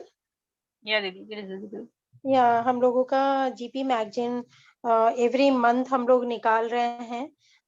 इस month का हम लोगों ने launch किया है, ये हम लोगों का लोगो है। आई थिंक आप लोगों को क्लियर दिख रहा होगा। आप लोग सबसे रिक्वेस्ट है कि आप लोग अपना आर्टिकल हम लोगों को शेयर करें। आप जरूर उसको हम लोग अपने मैगजीन में चांस देंगे पब्लिश होने का। और थॉट हमारा जैसे इस साल हम लोगों का न्यू ह्यूमनिस्टिक थॉट होना चाहिए, या फिर एजुकेशन सिस्टम न्यू ह्यूमनिस्टिक कैसा हो, इस थॉट को भी हम लोग लेंगे। और स्पिरिचुअल प्राउड, ये सारे पॉइंट्स जो है, सद्विप्र समाज कैसा हो, ये सारे टॉपिक्स हम लोगों का है। सो दैट हम लोग एक ऐसा मैगजीन तैयार करें जो समाज में जाए तो एक मैसेज के तौर पे लोगों के पास प्रेजेंट हो। तो इन्हीं शब्दों के साथ में आप लोग सबका बहुत बहुत धन्यवाद देते हैं कि आप लोगों ने ज्वाइन किए और अपना वैल्यूएबल थॉट्स दिए। समाज में इस तरह के थॉट्स चाहिए जो कि मिक्स हो और अंडरस्टैंडिंग हो, लोग एक दूसरे को समझें। एंड साथ ही मैं पूनम दीदी को बहुत बहुत थैंक यू बोलती हूँ। थैंक यू पूनम दीदी। थैंक यू मीरा दी, थैंक यू सो मच। या और मैं एक रिक्वेस्ट है कि आज हमारा मैगजीन जो लॉन्च किया है मार्च महीने का, उसको आप सभी लोग पढ़ें। ऑनलाइन मैगजीन है, जिनके पास नहीं पहुंचा है वो लोग मैसेज भी कर सकते हैं, उन लोगों को सेंड कर दिया जाएगा। और अपना फीडबैक जरूर दें कि आप लोगों को ये मैगजीन कैसी लगी। और एक और जी दीदी, एक और पॉइंट में, ये जो हम लोगों का ओपन फोरम डिस्कशन होता है, इस टॉपिक्स को भी हम लोग हाईलाइट करते हैं। इस टॉपिक को एवरी मंथ जैसे हुआ तो नेक्स्ट मंथ इससे रिलेटेड आज जैसे टॉपिक हुआ, पॉइंट्स हुआ, तो अगर कोई इस टॉपिक पे आर्टिकल लिखना चाहते हैं तो जरूर कांटेक्ट करें और अपना आर्टिकल दे। एवरी मंथ ओपन फोरम यूपीआईएफ और जीपीआईएफ होता है और यूथ फेडरेशन पे होता है, तो बहुत ही इम्पोर्टेंट पॉइंट्स लिए जाते हैं समाज में जो ज्वलंत होता है या फिर बहुत समाज के लिए जरूरी है परिवर्तन के लिए। तो उस टॉपिक्स को भी हम लोग एज ए आर्टिकल लेंगे, तो जरूर आप लोग अपना आर्टिकल शेयर करें। धन्यवाद। या कंप्लीट आर्टिकल नहीं भी हो तो लोग अपने अपने जो सुझाव लोगों ने दिए हैं अगर वो भी शेयर कर दे तो हम लोग उसको कंपाइल भी कर लेंगे। जैसे सुरेंद्र रेड्डी दादा का माल न्यूट्रिशन से संबंधित था, आचार्य दिलीप दादा का बहुत अच्छा उनका था कि महिलाओं को इंसेंटिव्स मिलने चाहिए, और भी बहुत लोग, भारतीय राजनीति का तो कंप्लीट पूरा पैकेज ही था। तो वो लोग अपने अपने पॉइंट्स को अगर लिख करके भी शेयर करेंगे तो हम लोग उसको भी कंपाइल करके अपने नेक्स्ट जो मैगजीन हमारा निकलेगा अप्रैल मंथ का उसमें हम लोग उसको पब्लिश करेंगे। तो बहुत बहुत धन्यवाद आप लोग का। बस इसी एक रिक्वेस्ट के साथ आप लोग का जुड़ने के लिए बहुत बहुत धन्यवाद। आगे आप लोग अगले थर्सडे हमारा शायद जमालपुर का प्रोग्राम है मीरा दी। अब ये लास्ट हम लोगों का ओपन फोरम और इस मंथ का हम लोगों का जितना अदर जो हम लोग प्रोग्राम करते हैं जो क्लासेस भी ट्यूसडे एंड वेडनेसडे से होता है वो सारे को हम लोग अब नेक्स्ट मंथ अप्रैल में हम लोगों का स्टार्ट होगा। तो this is last our open forum. Thank you so much. Thank you so much. All announcement complete now. Okay, thank you so much. Yes दीदी, नमस्कार नमस्कार। बस यही कहना था कि मैक्सिमम लोग हमारे जमालपुर में हम लोगों के साथ जुड़े, तो कि पर्सनली मिलकर भी बहुत खुशी होगी हम सबको। और जो भी जा रहे हैं प्लीज अपना नाम मीरा दीदी को, पूनम दीदी को भी देते रहिए, सो दैट वहां पे फिर इजीली एक दूसरे से लोकेट भी कर सके। एंड वन मोर अनाउंसमेंट है, पटना में यूटीसी कैंप होने जा रहा है।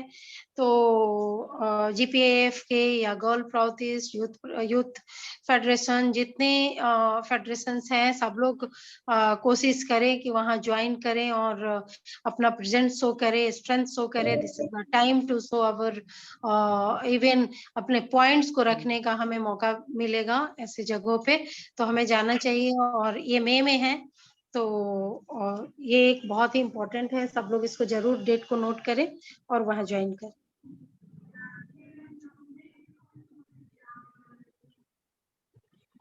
ठीक है दीदी, अब लीव करती हूँ मैं। धन्यवाद। धन्यवाद दीदी, नमस्कार।